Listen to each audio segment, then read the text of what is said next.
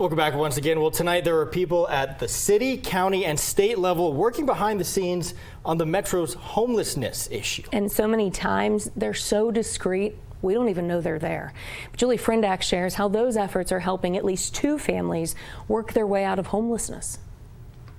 Something as simple as playing with his dog and son is a big deal for Anthony Sharp. This time last year, his life looked a lot different. I was drunk constantly.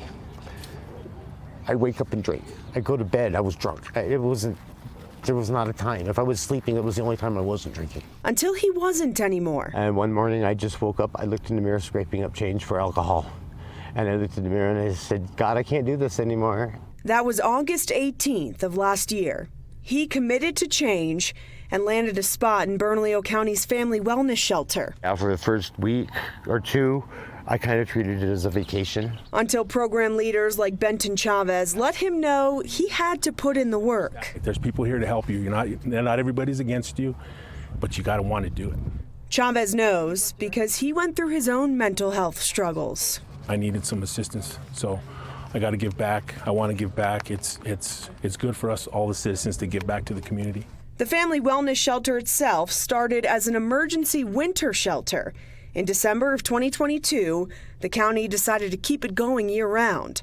Today, 86 people fill 23 rooms at an undisclosed location. We're hearing from people more and more that what we're doing to help them is appreciated.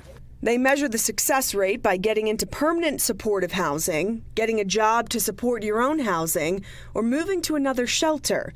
The current success rate is just above 50%. There's a ton of help out there, but the individual family or the individual person has to be ready and willing to go and help himself. Anthony Sharp considers himself a part of that 50%. He moved out of the shelter months ago.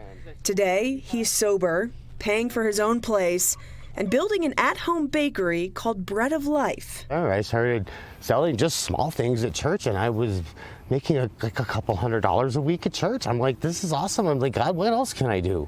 Amanda Caserta hopes to follow in his footsteps.